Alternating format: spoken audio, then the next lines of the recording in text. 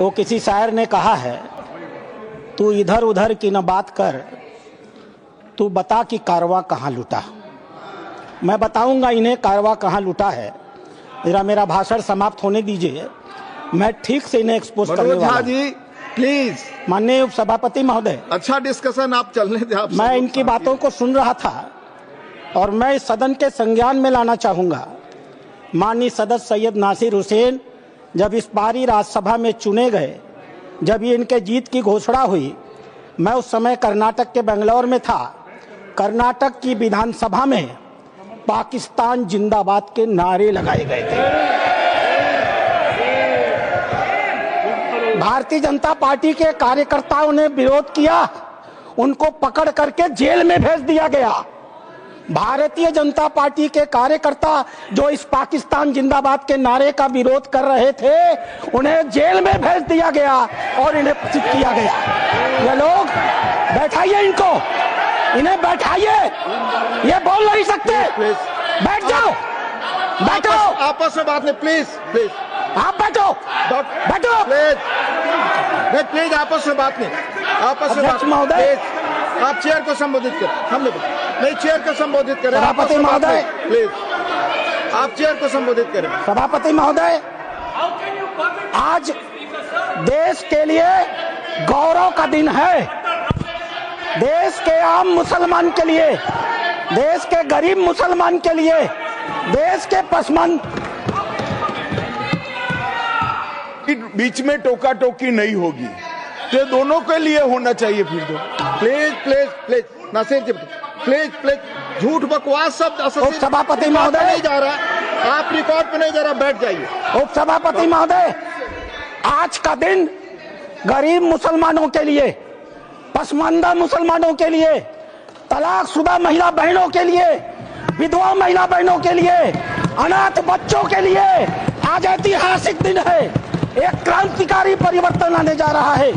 पूरी की पूरी इस गरीब समाज, मुस्लिम समाज की आर्थिक और सामाजिक व्यवस्था में यह वक्फ अधिनियम क्रांतिकारी परिवर्तन लाने जा रहा है। मैं आभारी हूं माननीय मोदी जी का, जिन्होंने इस महान विधेयक को इस सदन में लाने का काम किया।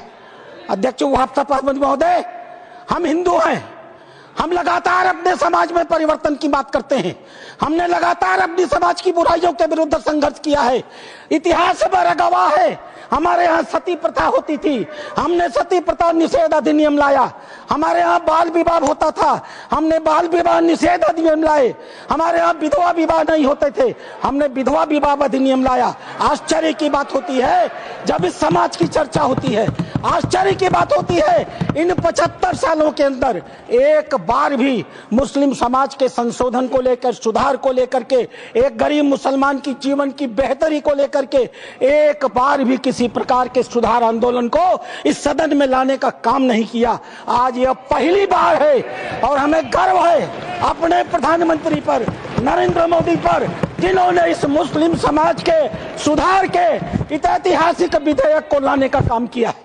2014 में माननीय प्रधानमंत्री बने थे, उनके दृष्टि में कभी हिंदू और मुसलमान नहीं होता था, उनका सिर्फ एक नजरिया होता था, गरीब और अमीर। आप गौर कीजिएगा, यह सदन गौर करेगा। हम जनधन योजना लेकर के आए, 42% लाभार्थी मुस्लिम थे। हम प्रधानमंत्री आवास योजना लेकर के आए, 31% लाभार्थी मुस्लिम थे। हम उज्ज्वला योजना लेकर के आए, 37% लाभार्थी मुस्लिम थे। हम मुद्रा योजना लेकर के आए, 36% लाभार्थी मुस्लिम थे। हम स्किल इंडिया लेकर के आए, 22.7% लाभार्थी मुस्लिम थे। हमने प्रधानमंत्री एम्प्लॉयमेंट गारंटी प्रोग्राम चलाया, अध्यक्ष महोदय 70% अधिक मुसलमानों ने उस योजना का इस देश में लाभ लिया। मेरे पार्टी की बैठक है, मुझे बताना नहीं चाहिए, लेकिन मैं कहूंगा, माननीय प्रधानमंत्री इसी बाल योगी सभागार में हम सारे सांसदों की बैठक ले रहे थे। उन्होंने क्या कहा हमसे? उन्होंने कहा, लोग कहते हैं कि मुसलमान भाजपा को वोट नहीं देते। आपको याद होगा मित्रों, उन्होंने कहा नहीं, ये गलत है, देते हैं। और अगर मान लिया जाए कि नहीं देते हैं तो इसका मतलब क्या है? क्या वो देश के नागरिक नहीं है? क्या उनके काम नहीं होने चाहिए? क्या उनका विकास का काम नहीं होना चाहिए? हम सारे सांसदों को उन्होंने मीटिंग में कहा, अपने काम को करते समय कभी हिंदू और मुसलमान न करना, विकास की धारा सारे समाज पर समान रूप से पहुंचाने की बात कही। उन्होंने दूसरी बात कही, मैं पूरे देश को 2047 में विकसित भारत का सपना दिखाता हूं।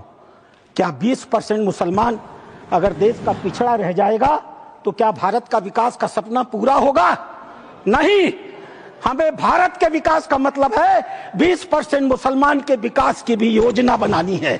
यह कल्पना माननीय प्रधानमंत्री ले सकते हैं। आजादी के 75 सालों के अंदर इस कल्पना को लेकर इस देश में कोई नहीं आया था।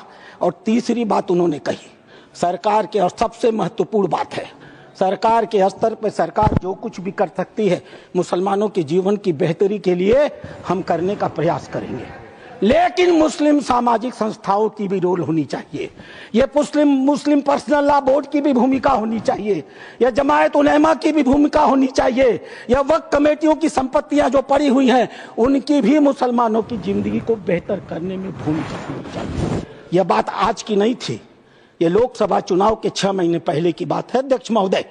उस समय वो कल्पना लेकर चल रहे थे कि अगर हमने मुस्लिम वक्फ की संपत्तियों का बेहतर उपयोग कर लिया, पारदर्शी उपयोग कर लिया, उनकी आय को बढ़ा दिया, उनके ऊपर जो कब्जा करके लोग बैठे हुए हैं उन कब्जेदारों को हटा दिया, तो स्वाभाविक रूप से जो अकूत संपत्ति पूरे भारत में मुसलमानों के पास आएगी, हम उसका इस्तेमाल गरीब मुसलमानों की शिक्षा के लिए, जीवन की बेहतरी के लिए, उनके मुसलमान महिलाएं दर बदर भीख न मांगे, अपनी इज्जत का समझौता न कर सकें, कोई बूढ़ी मुस्लिमरा रात को खाली पेट सोने के लिए मजबूर न हो, हम उसके लिए व्यवस्था करके लाएंगे। और वस्तुतः अध्यक्ष महोदय, वक्फ अधिनियम की जो ही माननीय गृह मंत्री ने घोषणा किया, पूरे देश में तूफान आ गया। आश्चर्य होता है, वक्फ की घोषणा भी नहीं हुई, कानून सामने भी नहीं आए, विरोध शुरू हो गया।